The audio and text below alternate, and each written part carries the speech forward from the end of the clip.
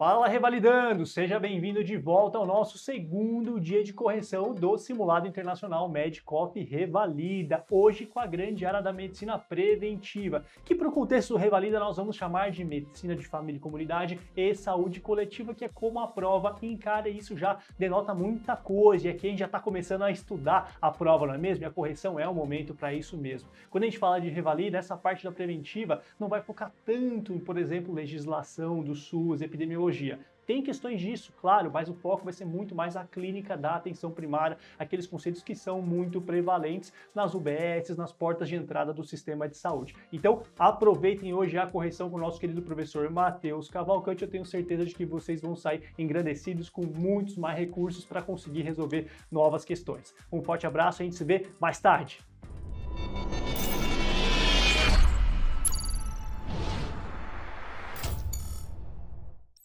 Fala galerinha, ficamos aqui com mais um simulado, simulado do Revalida, primeiro simulado do Revalida de 2024, na frente de preventiva. Eu sou Matheus, aqui da frente da área, sou da psiquiatria, sou da preventiva também, e hoje a gente vai comentar um pouquinho sobre as questões desse simulado, que foi um simulado interessante. A ideia aqui foi elaborar mesmo questões no formato da prova, no formato do exame, que realmente direcionem para os principais conteúdos de medicina preventiva e social, e medicina de família e comunidade com enfoque na atenção primária, que é geralmente, o detalhe, o dado que a prova tenta direcionar mais, as condutas frente à atenção primária, os cadernos da atenção básica e as principais condições que acometem a nossa população.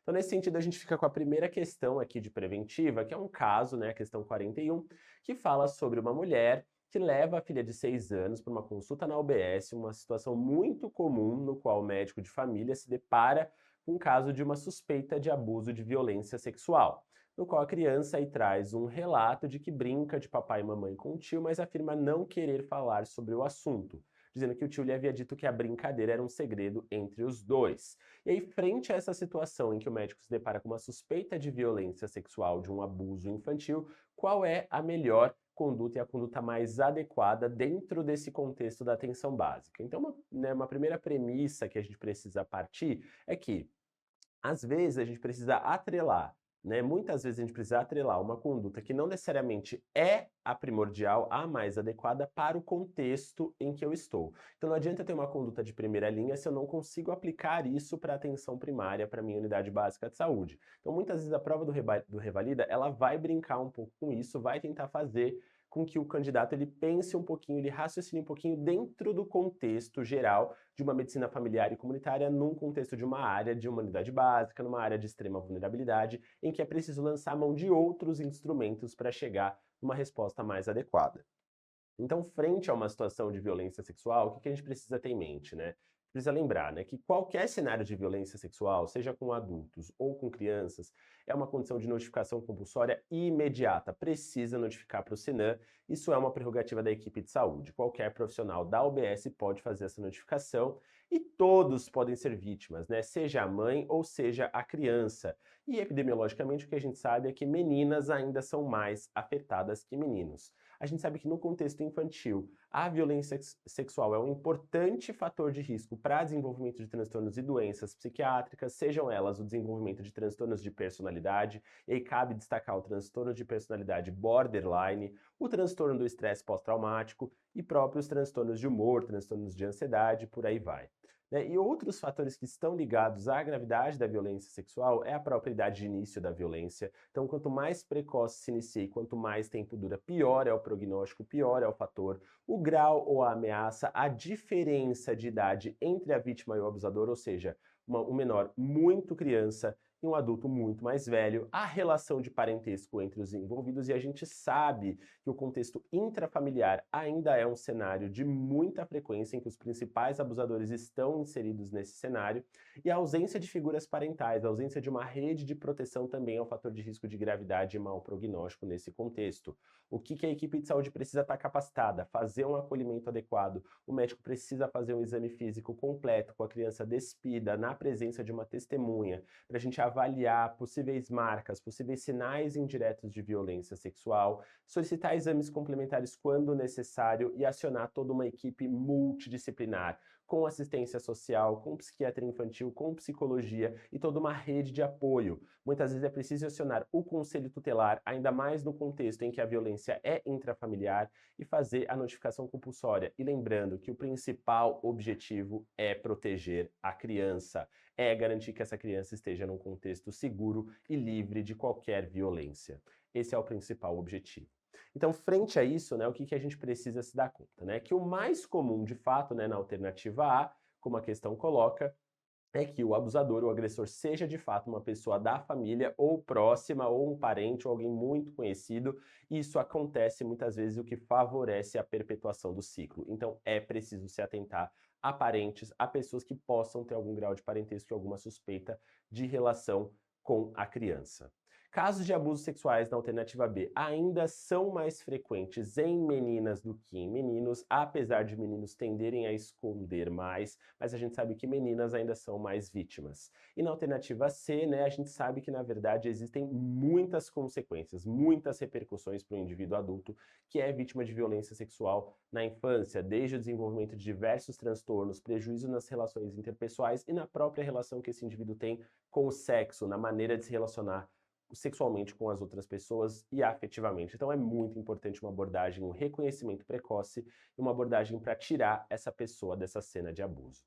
E na letra D, né, a equipe ela não deve só se restringir a esse tratamento de lesões físicas, ela deve orientar adequadamente a denúncia de acordo com os órgãos que cabem, deve acionar o conselho tutelar e as autoridades competentes. A equipe não pode se eximar. O que a equipe não pode fazer é necessariamente colocar a criança em risco, mas cabe à equipe saber reconhecer todos os dispositivos legais possíveis para os quais essa criança possa ser protegida.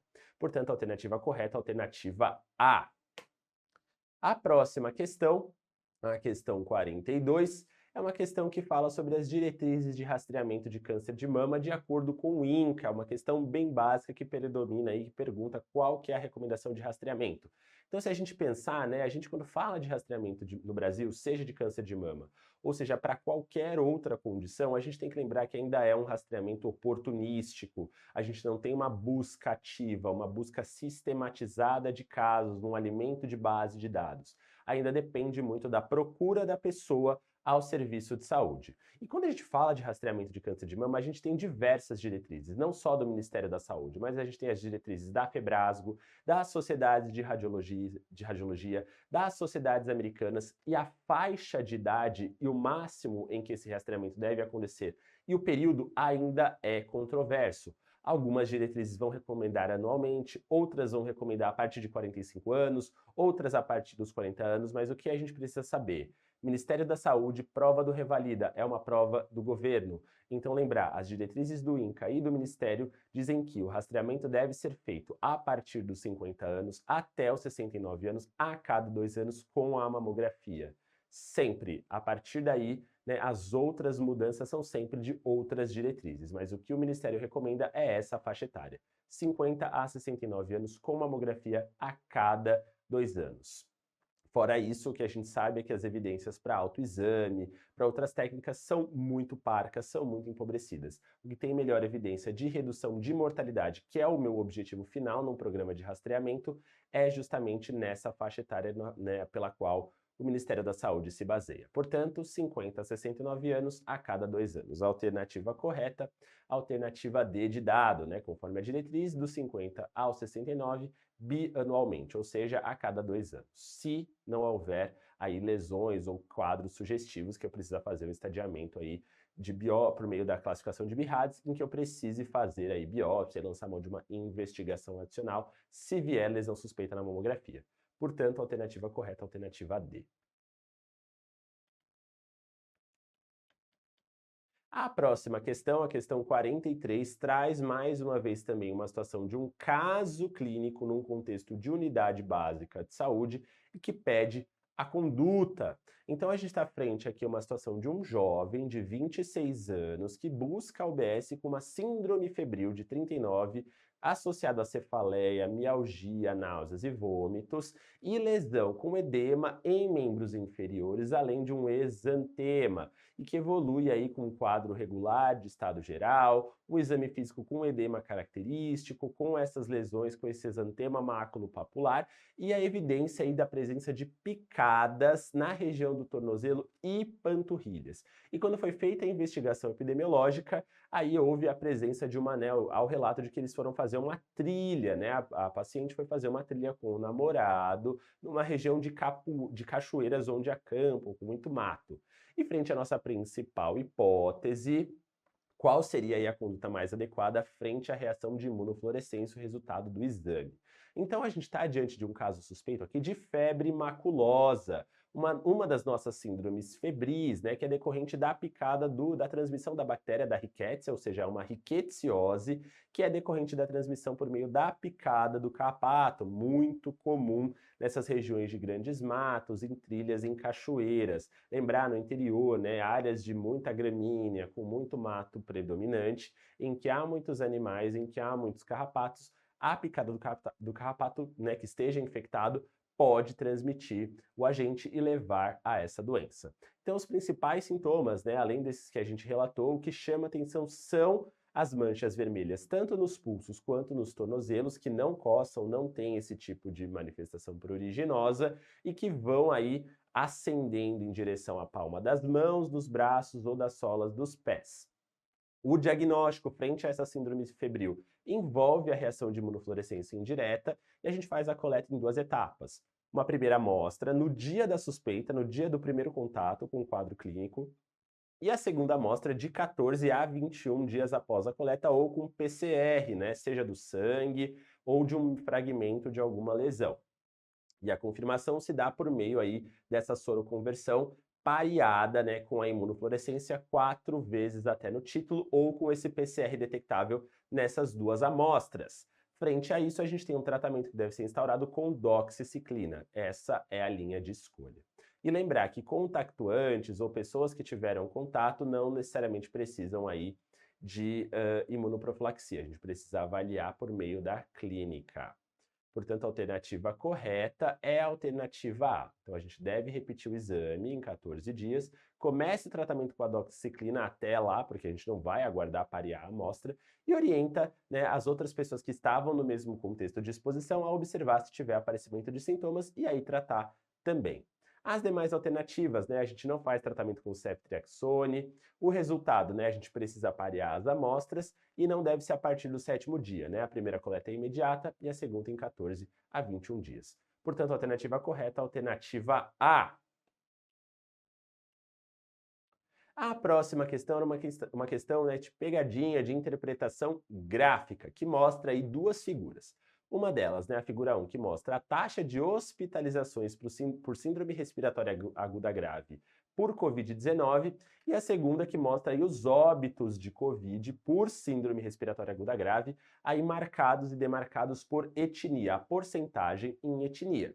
Então a gente tem uma primeira figura em que a gente tem uma porcentagem de população branca, de população parda, indígena, amarela e preta, e as respectivas porcentagens de hospitalização e as respectivas porcentagens de óbitos. E a gente precisa lembrar que é um cálculo proporcional, é ajustado. Então a gente precisa fazer aí alguns cálculos de subtração para avaliar tanto sobrevida quanto para avaliar esse estágio de hospitalização.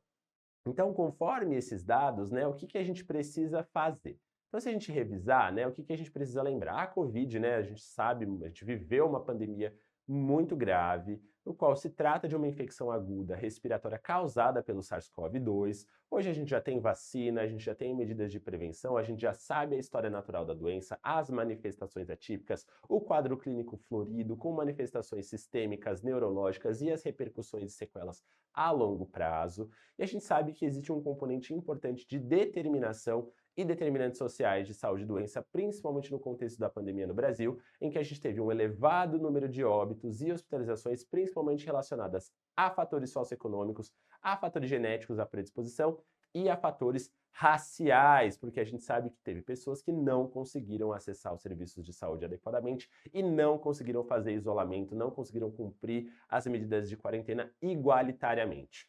Então a gente precisa pegar os valores que a gente obteve no gráfico, então a gente teve as hospitalizações somadas juntas de todas as outras demais etnias, com exceção da etnia branca, né? E a gente tem um total de 34,9% e somando todos os óbitos das demais etnias, a gente tem um total de 43,4%. Quando a gente subtrai, né, tanto as hospitalizações dos óbitos, a gente tem um saldo negativo de sobrevida, ou seja, uma sobrevida muito baixa, porque a gente tem aí um predomínio maior de óbitos frente às nossas hospitalizações dentre aqueles que eram graves. E ainda quando a gente compara com a etnia branca, que a gente teve um grande número de hospitalizações e óbitos, a gente ainda tem um saldo positivo em relação a essa subtração, então significa que a gente teve uma sobrevida maior na população branca que evoluiu para quadro grave e internou mesmo assim. Então o que a gente pode chegar de conclusão a partir das informações do gráfico é que as pessoas brancas, conforme consta na alternativa B, tiveram ainda uma sobrevida melhor do que as outras pessoas de outras etnias juntas que internaram, tiveram um quadro grave, internaram e depois evoluíram para óbito. As demais alternativas, na alternativa A, a gente sabe que teve mais óbitos na etnia amarela do que na etnia indígena. Na alternativa C, né, o número maior de internação se deu entre pardos e não e pretos, dentre a etnia da população negra. E na alternativa D, né, a gente sabe que foram menos internações entre as etnias amarela e indígenas do que entre a população de raça etnia preta e parda. Portanto, o que a gente teve de conclusão com base nessas informações é que esses determinantes foram muito importantes para a avaliação da sobrevida, pensando em o tempo de demora para chegar no hospital, o tempo de hospitalização e esses outros fatores socioeconômicos, étnicos e culturais que levaram aí mudanças e padrões diferentes de evolução da história natural da doença. Portanto, a alternativa correta é a alternativa B. A próxima questão, a questão 45, fala aí de uma situação de uma contracepção de emergência num contexto de telemedicina. Então a gente tem uma mulher de 35 anos que fez contato com o ginecologista via aplicativo de mensagem, estava distante, em outro estado, não conseguiria acessar a consulta presencialmente e pede informações sobre a pílula do dia seguinte, aí depois possivelmente de uma situação de um coito desprotegido há 10 horas. E a questão pergunta sobre, de acordo, né, com base no Código de Ética Médico, com base nas diretrizes do CFM, qual é a conduta adequada. Então, o que a gente precisa lembrar é que o Conselho Federal, desde o contexto ainda da pandemia e antes disso, né, já tinha lançado normativas, né, que fala sobre as plataformas eletrônicas, sobre os aplicativos de mensagem, WhatsApp e similares, que eles podem sim ser utilizados para a comunicação entre médicos e os pacientes. E ainda lembrar, né, que em situações de urgência e emergência em que o médico não consegue avaliar esse paciente presencialmente ou por uma consulta de telemedicina um pouco mais estruturada, a gente pode sim lançar mão de condutas, de orientações e de prescrições via esses aplicativos nessas situações, que é justamente o que se trata no contexto da questão. A gente tem uma situação de emergência, de contracepção que precisa ser instaurada imediatamente e a gente não tem acesso a uma consulta imediata, seja presencial ou seja por outros meios, e precisa instaurar aí a conduta. E lembrar, né, que a contracepção de emergência, a gente tem os dois métodos, seja com a pílula de levonorgestrel, seja 0,75 de 12 em 12, 2 vezes no dia, ou 1,5 gramas de dose em regime de dose única, ou ainda o método de USP, que usa a pílula combinada com o estradiol mais o levonorgestrel, repetidos aí de 12 em 12 horas, meio miligrama de levonorgestrel com 100 microgramas de estradiol. Lembrando que os dois métodos são igualmente válidos, são muito eficazes, muito efetivos e devem ser utilizados se solicitada a contracepção de emergência e dentro aí da principal janela nas primeiras 72 horas após o coito interrompido. Portanto, a alternativa correta frente à situação é a alternativa... Opa! A alternativa correta é a alternativa A, né? Conforme aí a normativa, a gente pode orientar a paciente e pode prescrever considerando a urgência e a impossibilidade da consulta presencialmente. As demais alternativas, né? A gente pode fazer orientação, pode fazer prescrição online, sim, via esses aplicativos e pode sim fazer qualquer tipo de orientação mais diretiva desde que seja identificada essa urgência. Portanto, a alternativa A, a alternativa correta.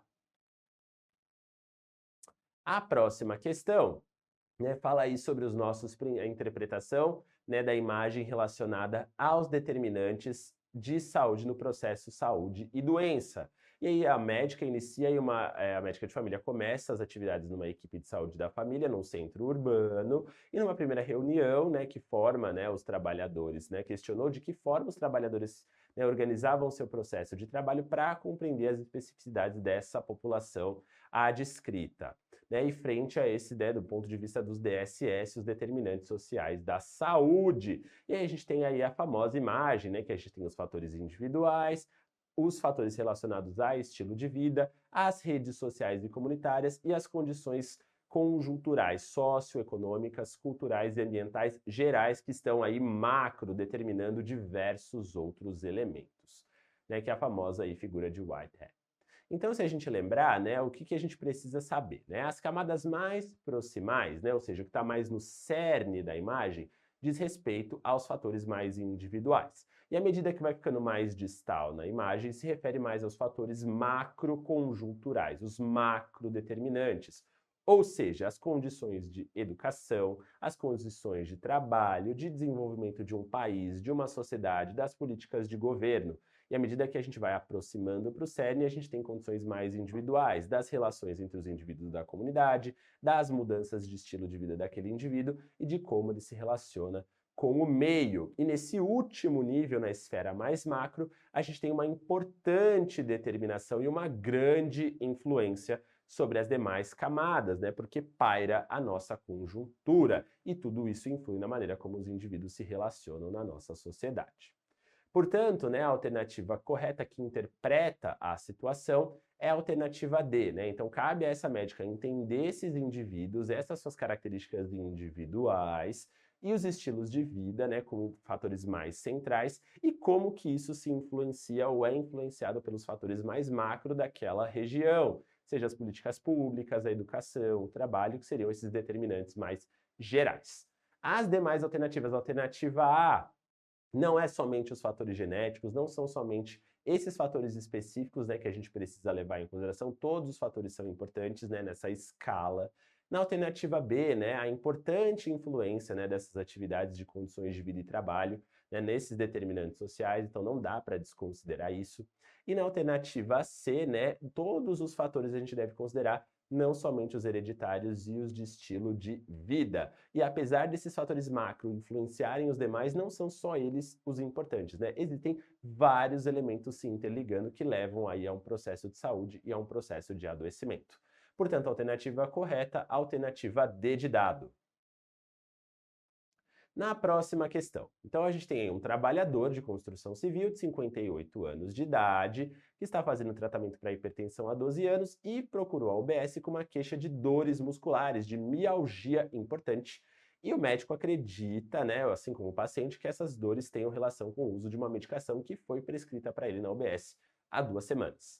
Nessa situação, qual seria então, né, frente a essa condição, a medicação que, né, a condição que justificou a prescrição, que justificou o efeito colateral? Então, se a gente relembrar, né, a dislipidemia, a gente leva muito, né, a gente faz a prescrição, é muito corriqueiro o uso de estatinas, né, ou mesmo de fibratos, e um dos principais efeitos colaterais é a rabdomiólise, inclusive as dores musculares, a mialgia, que é um efeito colateral muito comum das estatinas e também dos fibratos, e a gente tem que tomar muito cuidado, inclusive quando a gente faz essa associação. Lembrar que as estatinas são um tratamento de primeira linha para dislipidemia e de primeira linha para uma série de estratificações de risco cardiovasculares, né? Inclusive, os critérios para a introdução de estatina devem levar em consideração a estratificação de risco cardiovascular. E o efeito colateral muito comum da atorvastatina, simvastatina e por aí vai, são as mialgias. As outras condições, né? As prescrições relacionadas a hipotireoidismo não costumam dar esse tipo de efeito colateral, o que mais dá são, na verdade, sintomas de hipertireoidismo-like, né? Porque eu estou dando hormônio, isso pode em excesso levar a efeitos colaterais como palpitações, taquicardia e tudo mais. O diabetes, né? A gente sabe que as principais medicações antidiabéticas, sejam os hipoglicemiantes ou mesmo medicações como a metformina, a gente tem efeitos gastrointestinais muito importantes, com náuseas, vômitos, diarreia que podem aparecer. E no caso da obesidade, as medicações de primeira linha para tratamento de obesidade, como o semaglutide, né, o nosso famoso Ozempic, ou mesmo outras medicações, os principais efeitos são os gastrointestinais também. Portanto, a alternativa que responde, né, a pergunta é a alternativa B, né? Então, a condição relacionada a essa medicação é a dislipidemia pelo contexto do uso da estatina. As demais condições, obesidade, diabetes, têm os efeitos colaterais gastrointestinais mais importantes e o hipotireoidismo, os efeitos mais relacionados à elevação, à taquicardia, insônia e por aí vai. Portanto, a alternativa B, a alternativa correta.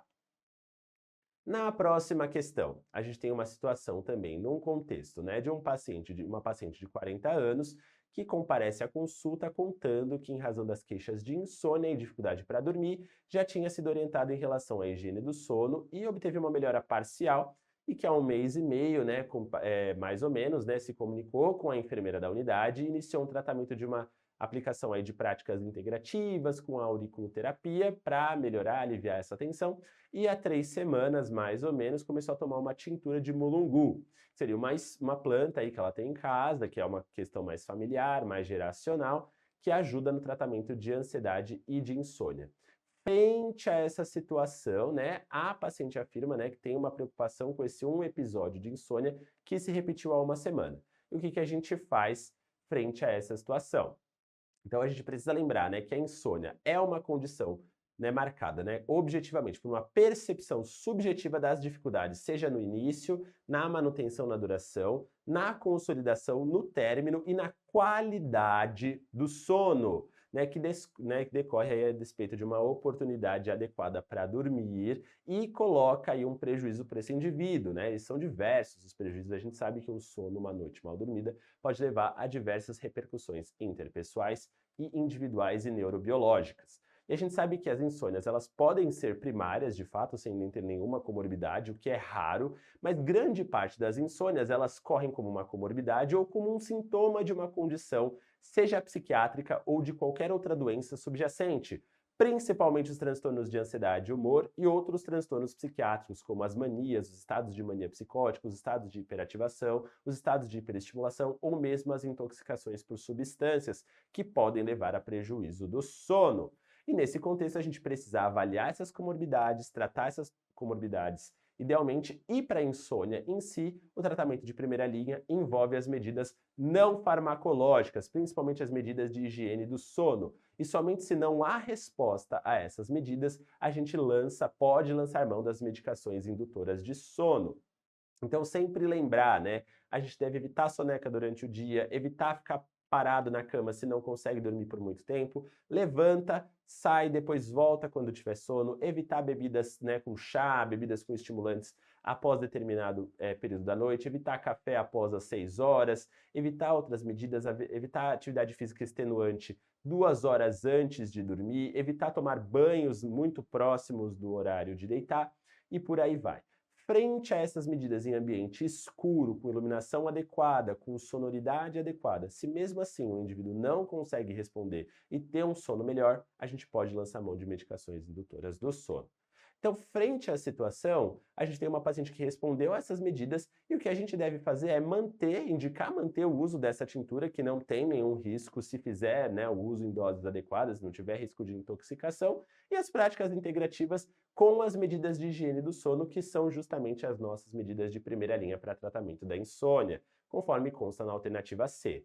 As demais alternativas, né, a gente não deve orientar a suspensão da tintura, a gente deve respeitar, inclusive, essa questão geracional familiar e só atentar mesmo para o risco de intoxicação se tiver em superdose. Mas em doses baixas não tem problema nenhum e essa tintura aí tem alguma evidência pequena que pode melhorar a ansiedade, mas é algo bem frustro. Na alternativa B, a gente não deve lançar mão de drogas indutoras do sono, de droga Z, no caso do Zolpidem, de primeira linha para tratamento. A gente deve evitar esse tipo de prescrição e preconizar a higiene do sono. E mesmo se precisar medicar, lançar mão de outras medicações indutoras de sono, evitar as drogas Z justamente pelo risco do potencial de dependência, de tolerância e dos efeitos colaterais, como as dissociações, as amnésias dissociativas, os quadros dissociativos gerais, os prejuízos de memória, os prejuízos de processamento e de mexer com a arquitetura do sono e o próprio sonambulismo. Então a gente deve evitar esse tipo de medicação.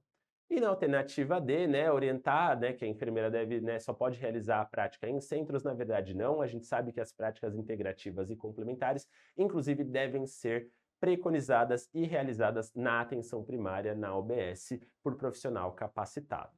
Portanto, a alternativa correta é a alternativa C. Na próxima questão, né, a gente tem um paciente de 50 anos que notou o aparecimento de um nódulo endurecido na fossa supraclavicular esquerda e que evidenciou um linfonodo metastático de um adenocarcinoma de provável origem gastrointestinal. Né, e foi feita a endoscopia digestiva, né, compatível com linite plástica, e a biópsia teve aí o resultado de adenocarcinoma pouco diferenciado, com aí provavelmente um prognóstico mais reservado.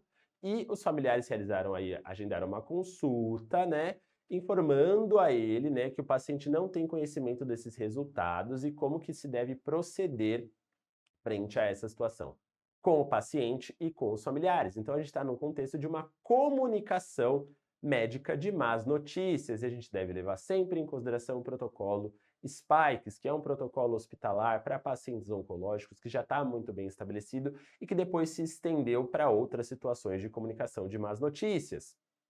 Então, se a gente relembrar, a gente segue o acrônimo, né, SPIKES, que é uma sigla para vários passos, vários elementos, nos quais a gente se prepara para o encontro, se prepara aquilo que vai falar, percebe o ambiente, prepara o ambiente, chama as pessoas para uma conversa, explica de maneira objetiva, assertiva, sem muitos termos técnicos, de maneira que seja compreendida, a gente faz uma validação empática, expressa emoções sim, não se mostra, né, neutro ou distante, a gente reconhece o sofrimento daquela pessoa e resume aquilo que foi passado e organiza aí uma estratégia de cuidado frente àquela notícia ruim que foi colocada, sempre assumindo uma postura de respeito e validação empática. Então, frente a essa situação, a alternativa mais adequada é a alternativa B, que segue e descreve os passos do protocolo. As demais alternativas, no caso da alternativa A, né, é importante que o paciente ele participe da decisão, né, em relação àquilo que ele quer ou que ele não quer saber, é a decisão da pessoa. E a partir do que ele quer ou não quer saber, a gente segue o protocolo. Na alternativa C, né, a gente tem que lembrar que a palavra médica, a palavra do profissional tem um impacto muito grande, então a gente deve evitar expressões grosseiras, assertivas, como se não pode ser feito mais nada, tudo a gente pode fazer dentro de um contexto. Então, se são medidas paliativas, a gente pode lançar mão de medidas paliativas, medidas de alívio do sofrimento, mesmo que não haja perspectiva curativa. E na alternativa D, a gente sempre deve lembrar que a gente não deve assumir uma postura paternalista frente à situação. A gente tem que adotar uma postura técnica e que respeite a autonomia do indivíduo frente àquilo que ele quer saber e do quanto ele quer participar do seu tratamento. Portanto, a alternativa correta é a alternativa B de bola.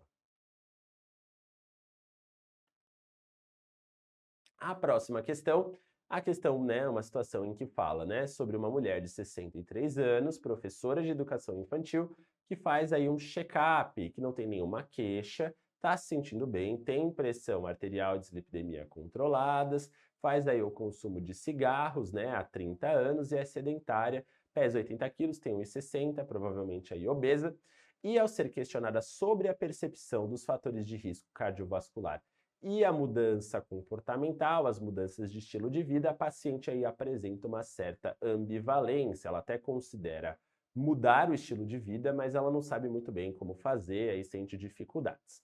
Frente a isso, então, dentro da abordagem motivacional, o que a gente precisa fazer? Então a gente precisa se lembrar, na verdade, né, que a entrevista motivacional, ela orbita em torno, né, dos estágios motivacionais, né, os famosos estágios motivacionais de Prochaska, que levam em consideração a pré-contemplação, a contemplação, a preparação, ação e manutenção. Lembrar, pré-contemplação, a pessoa não quer parar, não considera isso. Na contemplação, ela pensa em parar de usar uma determinada substância, mas ela não sabe muito bem para onde ir, está ambivalente, precisa de ajuda. Na preparação, de fato, ela está estruturando um plano para parar. Na ação, ela para de fato e na manutenção ela pode eventualmente recair e transicionar para fases anteriores. Lembrando que não são fases lineares, o indivíduo ele pode estar pré-contemplativo ou contemplativo no momento e regredir ou avançar para outras fases e por aí transitar. Por isso que é um momento muito dinâmico em que precisa ter um acompanhamento a longo prazo.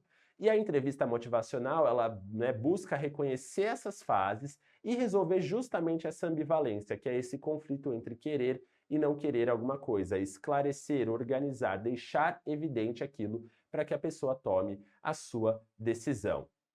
Portanto, a alternativa correta contempla a situação é a alternativa D, né? Essa entrevista motivacional ela deve considerar esses estágios motivacionais e focar justamente nessa ambivalência, justamente para explicitar os riscos, os fatores e orientar aquela pessoa para ela tomar uma decisão.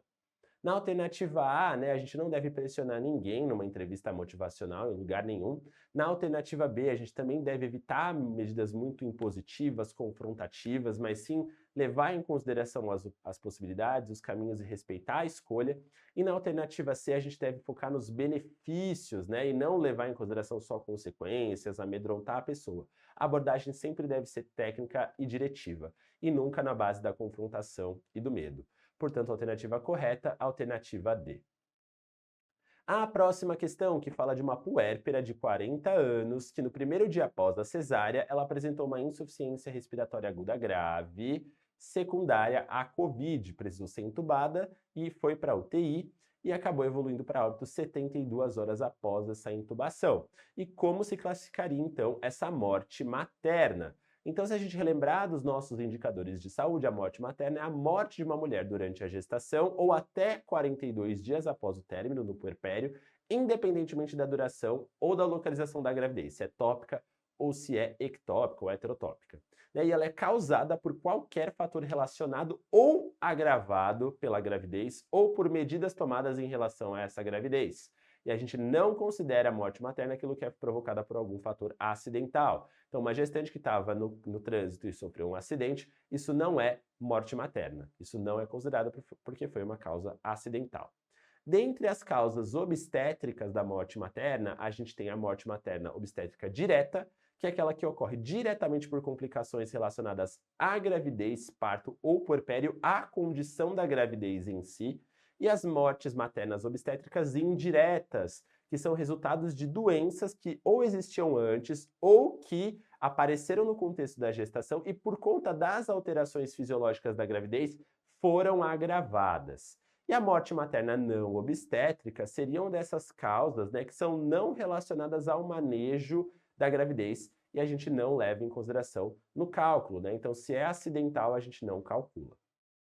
Portanto, né, essa gestante que teve uma gravidez, né, estava indo bem, teve uma cesariana e depois teve Covid, a Covid, né, no caso, no contexto da gravidez, as condições da gravidez fizeram a piora, contribuíram para a piora da deterioração do quadro clínico. Portanto, se trata de uma morte materna obstétrica indireta. Houve uma doença subjacente e, no contexto dessa gestação, pelas alterações fisiológicas, houve uma deterioração clínica. Portanto, a alternativa correta é a alternativa B, se trata de uma morte materna obstétrica indireta. As demais alternativas não se trata de uma morte materna obstétrica direta, porque não foi uma condição relacionada diretamente à gravidez, ao parto ou ao puerpério. Também não é suspeita, porque não foi, né, no caso aí, uma suspeita de violência, de uma causa acidental, e também não é obstétrica, porque não foi um acidente que provocou. Portanto, a alternativa B, alternativa correta. Na questão 52, né, a gente tem aí uma equipe de saúde na UBS e fala sobre a abordagem no contexto aí de uma cidade de médio porte direcionada aos direitos, né, com líderes, né, que contam com líderes das associações relacionadas aos direitos da população LGBTQIAP+. E muitas questões frente a isso foram levantadas, principalmente a dificuldade do acesso das mulheres lésbicas ao Papa Nicolau, a falta de tratamento do processo transexualizador para travestis e transexuais, a não utilização e o não respeito ao nome social dessa população pelos funcionários da equipe de saúde e a falta de oferta de serviços e ações voltadas à saúde mental dessa população. E frente a essa situação, o que né, o médico né, da equipe de saúde deve esclarecer? Então, o que a gente precisa lembrar? Existe uma política nacional de saúde integral da população LGBT no Brasil, que começou lá em 2011, já sofreu aí algumas alterações e está instaurada. E diversos elementos aí são preconizados nessa política. Um deles, né, que é muito importante, é a garantia do uso do nome social para a população trans. Isso é direito. Todos os serviços de saúde, não importam quais no contexto do SUS, precisam respeitar e garantir o uso do nome social, o nome pelo qual a pessoa quer ser chamada. Isso é um direito. reduzir os problemas relacionados à saúde mental, drogadição, uso de substâncias, depressão e suicídio. Então, fazer uma busca ativa, fazer rastreamento dessas condições, acompanhamento psiquiátrico e tratamento dessas condições. E ainda garantir sempre o acesso ao processo transexualizador na rede do SUS, de acordo com os moldes, o processo de hormonização, os processos relacionados a cirurgias e por aí vai. Isso é direito garantido no SUS dentro da nossa política nacional para essa população. Portanto, a alternativa correta é a alternativa B, em que explicita que são previstas essas políticas relacionadas à saúde mental, ao uso de substâncias para a população LGBT. As demais alternativas, na alternativa A, todos os serviços devem sim respeitar e adotar a garantia do uso do nome social. No caso, a gente sabe na alternativa C que mulheres heterossexuais ainda têm mais acesso, mais cobertura ao Papa Nicolau do que mulheres lésbicas. Epidemiologicamente esse dado existe. E a gente precisa trabalhar para melhorar, para que isso mude. E na alternativa D, a gente tem uma legislação que garante o direito a qualquer usuário do SUS. O processo transexualizador é um direito a todas as populações que se identificam como trans. Portanto, alternativa B, alternativa correta. Na questão 53, a gente tem uma situação de uma população ribeirinha que vive aí no contexto de uma barragem que está sendo construída num rio. E dentre as consequências ambientais é a redução desse nível do rio, que faz com que se baixe, as águas fiquem baixas, vazante na região. E em relação a isso, a empreiteira e os entes associados promoveram ações que eliminaram o desmatamento no entorno da comunidade, que é atendida por uma equipe de saúde da família, que identificou e precisa realizar uma ação educativa para alertar quanto aos impactos dessa mudança ambiental. E dentro disso, os riscos de acidente. Então, frente a essa situação ribeirinha, nessa população que tem essa barragem, qual que é o aumento, o risco do aumento da frequência de acidentes? Então, a gente deve levar em consideração que uma população ribeirinha, no contexto da região norte do país, a gente tem um importante problema com acidentes com arraias, que seriam justamente os peixes cartilaginosos que são encontrados na água doce e que costumam se enterrar na lama. Então, à medida que a água vai ficando mais baixa, esse risco aumenta justamente por conta desse aumento do contato, que pode levar ao envenenamento justamente aí por meio desse contato com o peixe. Isso pode levar a complicações graves, se tiver contato com os membros, amputação dos dedos, das mãos e dos pés. E esses acidentes são conhecidos como ictismo, os acidentes com peixes, no caso, ictismo por arraia, que é um importante problema de saúde negligenciado no Brasil para as populações ribeirinhas, principalmente na população da região norte e na população da floresta amazônica. O tratamento, nesse caso, envolve imobilização, analgesia, controle da dor e esquentar o membro com uma temperatura aí aproximada de 45 graus, atualizar a vacinação antitetânica e tirar essa cena de risco, preconizar as medidas de prevenção. Portanto, a alternativa correta é a alternativa B. Os acidentes com arraia são uma importante situação que precisa levar em consideração. Acidentes com cobras não é bem esse o enfoque, acidentes escorpiônicos também não é, e a intoxicação por mercúrio não está falando, aí a situação não fala de poluentes, a gente precisa se atentar no caso são os acidentes com arraias. Alternativa B, a correta. Na questão 54, a gente tem mais um contexto de acidente com animal peçonhento num adolescente de 13 anos que foi atendido no PS após uma picada de escorpião no indicador esquerdo. E no exame físico está estável de sinais vitais, mas tem muita dor, hiperemia, formigamento e sinais sistêmicos, com náuseas, vômitos e aí desautonomia. E além do alívio da dor, o que a gente precisa fazer?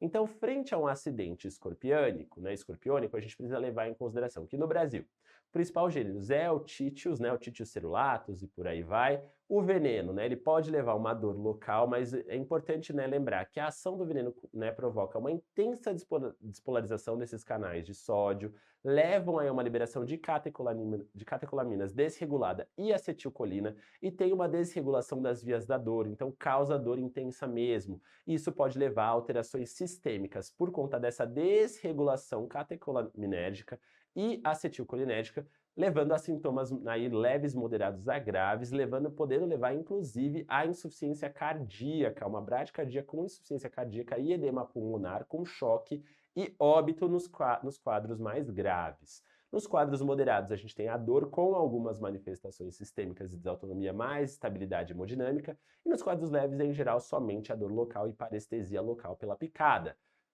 Independente da situação, o tratamento, né, ele deve incluir a observação, então a gente precisa observar, sejam crianças, adolescentes, num tempo aí de 12 a 24 horas, levar em consideração os sintomáticos, analgesias, antieméticos, e nos casos moderados, né, moderados e graves, a gente deve levar em consideração a administração do soro antiescorpiônico endovenoso, nos casos moderados de 2 a 4 ampolas, e nos quadros graves sempre mais de 4 ampolas. Portanto, nessa situação em que a gente tem um caso moderado, a gente precisa então fazer a observação e o soro antiescorpiônico de 2 a 3 ampolas. As demais alternativas eu não só observo, e mesmo que eu observe é no hospital, e não é só, né, no caso eu não levo em consideração mais de 4 ampolas, porque é um quadro moderado. Portanto, a alternativa correta é a alternativa C. Eu observo e faço o soro aí em doses baixas. Na próxima questão, então a gente tem uma situação, né, de uma jovem de 22 anos que foi atendida na atenção primária, acompanhada dos pais que estão preocupadas com a perda de peso e que desde os 14 anos ela come pouco e que já teve que ser internada para poder comer. A paciente refere ansiedade, palpitações que afetam o dia, e os pais não sabem exatamente o quanto essa paciente está se alimentando, mas que ela não induz vômito, não induz êmese, não faz episódios purgativos nem nada disso, e que tem um IMC muito baixo, uma magreza aí grave, uma pressão arterial normal, mas com uma hipotensão postural e uma bradicardia importantes. Então, frente a essa situação, o que a gente precisa fazer para proceder? Então, nós estamos diante de um transtorno, possível transtorno alimentar, a famosa anorexia nervosa, em que ela tem 3 componentes que a gente precisa levar em consideração, que é justamente, né, a redução da ingesta alimentar, da ingesta calórica, que é decorrente de uma preocupação, um medo, uma fobia muito intensa com o ganho de peso, com engordar, e um comportamento que leva justamente a essa interferência em ganhar peso, né? A pessoa tem muito medo, tem um medo muito grande, uma preocupação muito grande de ficar gorda e deixa de comer por isso, e ela também tem uma perturbação, uma preocupação muito grande com a percepção do próprio corpo e da forma, a maneira como ela se enxerga para o mundo. Casos de anorexia em que o IMC é inferior a 17 é considerado um caso grave e existem riscos, inclusive, de síndrome de realimentação num contexto de internação em que a nutrição é instaurada de maneira muito abrupta e isso precisa ser levado em consideração. Outro sinal muito característico que é a famosa amenorreia. Ela vem num contexto aí secundário à inanição, muito provavelmente pela baixa ingesta de nutrientes que interfere nas vias, nas regulações hormonais, e, em geral, elas acontecem secundárias a essa falta de ingesta de nutrientes, assim como os outros sintomas clínicos, como a hipotensão, a hipotermia e a bradicardia. Muitos desses indivíduos podem, inclusive, evoluir para a parada cardíaca e óbito se não houver a reprodução e a reposição de nutrientes adequadamente. E lembrar que o tratamento da anorexia nervosa, ele é um tratamento multidisciplinar, não há uma medicação específica psiquiátrica que trate. A abordagem é com psicoterapia para mudança de crenças e do comportamento alimentar, e a abordagem com nutrição, com nutrologia e a psiquiatria entra aí como um coadjuvante nesse manejo aos poucos e com medicação sintomática para promover ganho de peso e para promover aí prejuízos, né, e frear prejuízos no controle de impulsos, com medicações que possam levar a ganho de peso, como efeito colateral, que nesse contexto é benéfico, como o caso do ganho de peso secundário ao uso de antipsicóticos e por aí vai. Mas, nesse sentido, são usos secundários. O mais importante é a mudança do comportamento alimentar.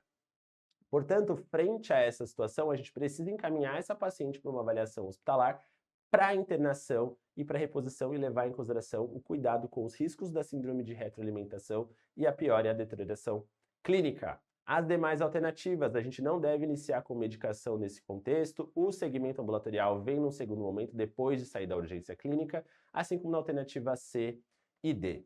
Portanto, a alternativa correta é a alternativa A. A próxima questão que fala sobre a participação social do SUS na Lei 8142, que fala sobre os conselhos de saúde e a sua composição. Então, se a gente relembrar, os conselhos de saúde estão dispostos, a sua organização está disposta na Lei 8142. O objetivo dos conselhos e das conferências são um pouco diferentes. As conferências têm caráter aí formativo, elas se reúnem a cada 4 anos e formulam diretrizes em saúde. Os conselhos de saúde têm caráter permanente e deliberativo. São compostos por usuários do serviço, representantes do governo, prestadores de serviço e profissionais da saúde. Mas lembrar que a participação ela é paritária e ela leva em consideração uma proporção sempre maior de usuários. 50% tem que ser ocupado nos conselhos por usuários. E eles deliberam, eles decidem, eles avaliam estratégias, controles das execuções, controles financeiros daquilo que está sendo aplicado no serviço de saúde. Essa é a maneira da participação social no SUS. Portanto, a alternativa correta é a alternativa B, que fala que os conselhos de saúde são deliberativos e compostos paritariamente por 50% de usuários, 25% de trabalhadores e 25% de gestores. As demais alternativas, né, estão incorretas, os conselhos não são só meramente consultivos, eles têm poder de decisão e as porcentagens aí estão incorretas. Lembrar, é 50% de usuários, sempre paritariamente. Portanto, a alternativa B, a alternativa correta. Na próxima questão, a gente tem uma situação de um médico que faz um atendimento domiciliar a um paciente, né, que já tem acompanhado aí há um ano, com uma sequela de AVC e parcialmente independente para as atividades de vida diária e em uso de andador. A filha e a cuidadora referem que o pai está apresentando noctúria há alguns meses e isso preocupa devido ao risco de queda. O paciente nega incômodo com a noctúria e não refere outros sintomas urinários, não tem perda de peso e nenhuma história familiar de CA de próstata. Ao exame físico, né, há diminuição da força somente e ao ser questionado, ele se recusa a realizar o exame de toque e PSA para investigar a possibilidade de câncer. Contudo, a filha insiste nessa realização com medo de ser algo mais grave, uma situação aí de cancerofobia.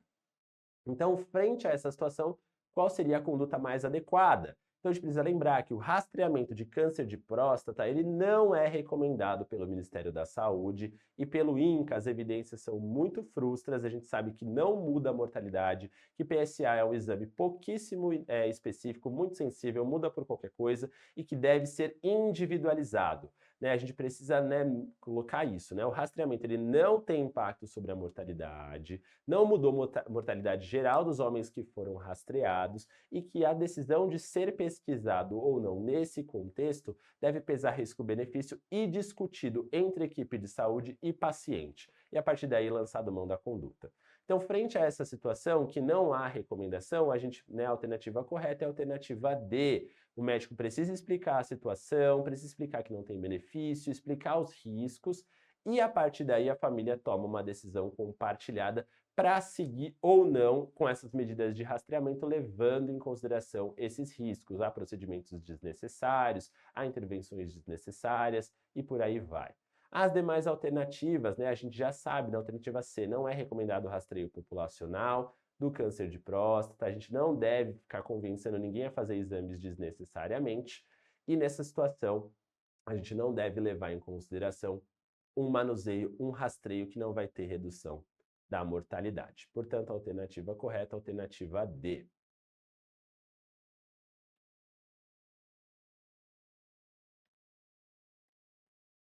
A próxima questão, então, a gente tem aí um homem de 58 anos, conforme mostra a imagem, com uma lesão, né, aproximadamente, né, uma história de um surgimento de 4 anos, com um crescimento maior a 2 meses de uma lesão na face. A gente tem aí uma lesão com bordas irregulares, com crescimento, né, adjacente, com policromia das cores, e qual seria o diagnóstico mais provável?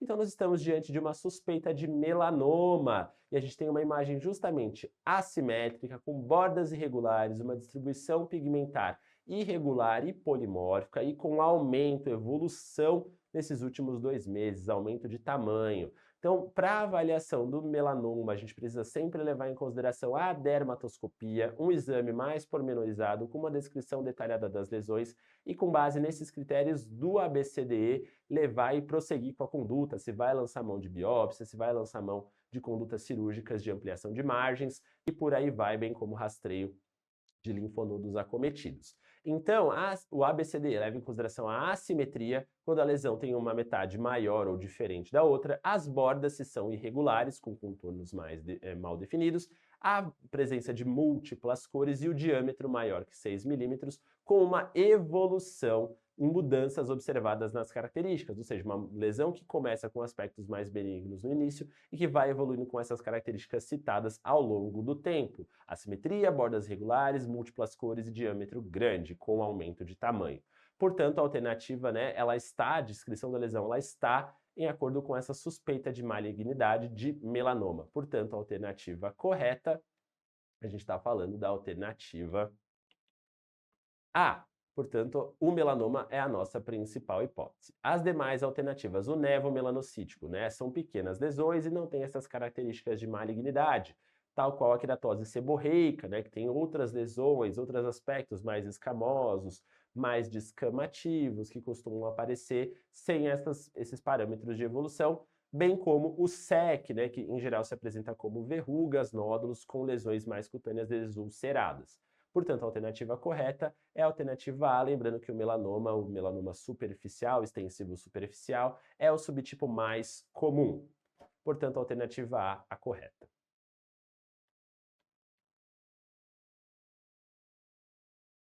A próxima questão, penúltima questão do nosso simulado, Numa reunião de estratégia da saúde, há uma preocupação com o número de atendimento de cuidadores de idosos em virtude de problemas de saúde decorrente desse estresse aí crônico do cuidado.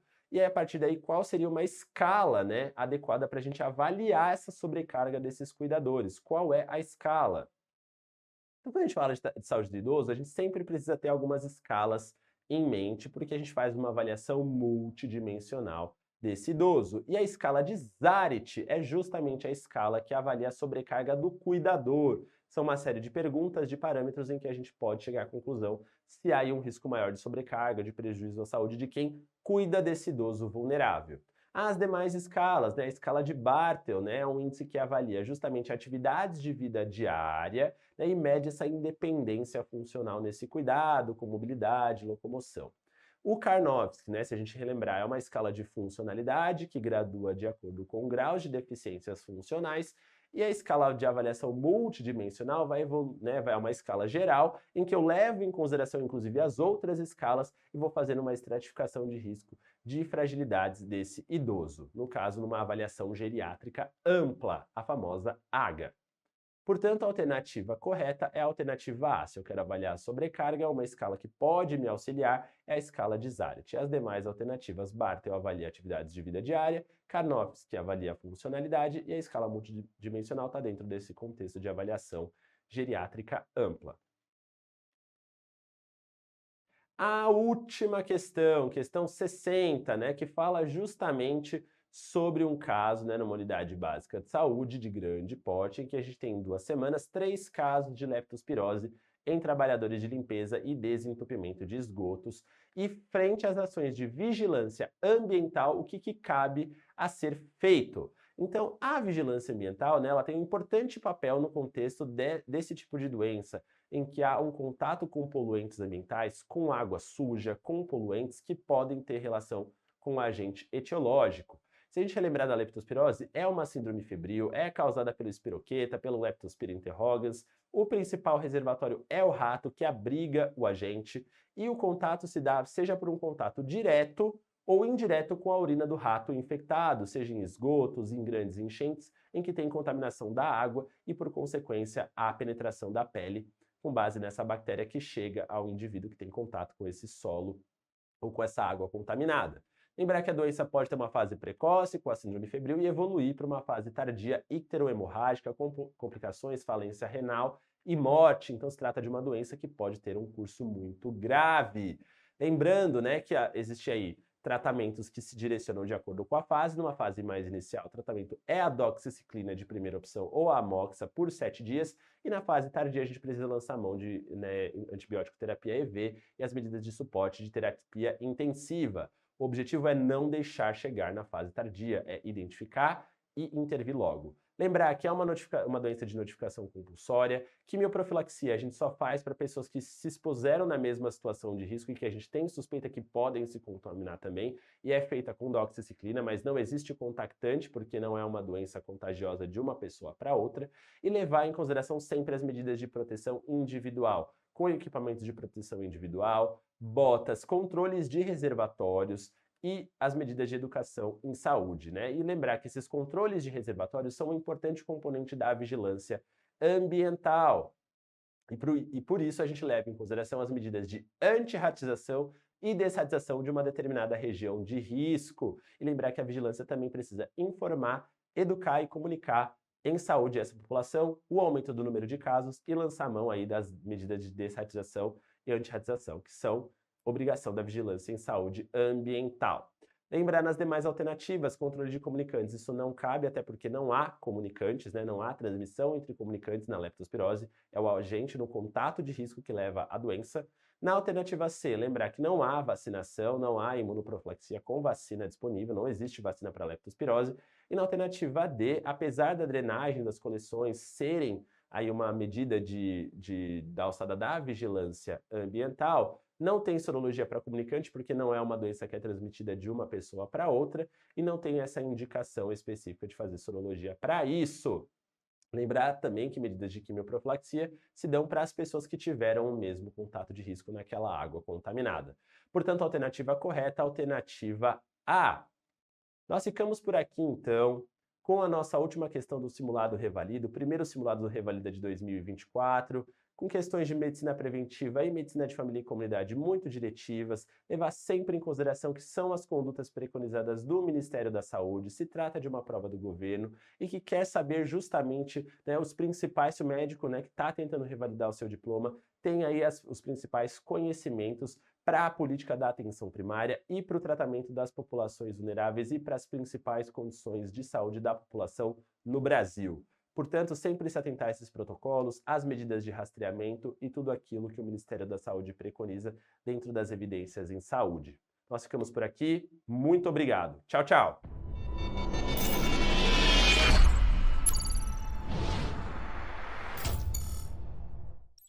Muito bem, revalidando, mais um dia concluído de correção do nosso simulado internacional MEDCOF Revalida. Hoje vimos aí os conceitos de medicina preventiva, principais características que foram as questões que a gente selecionou para trazer para esse simulado para você. E aí você já está tendo um gostinho do que é ser aluno MEDCOF, do que é ter aula com os nossos professores, fazer questões, acertar, errar, aprender com esses erros e construir essa longa jornada até a nossa revalidação ainda em 2024. Então, vem com a gente ser aluno MEDCOF, vem com a gente revalidar esse diploma ainda este ano. E nos vemos amanhã para o terceiro dia de correção do simulado. Um forte abraço, até mais!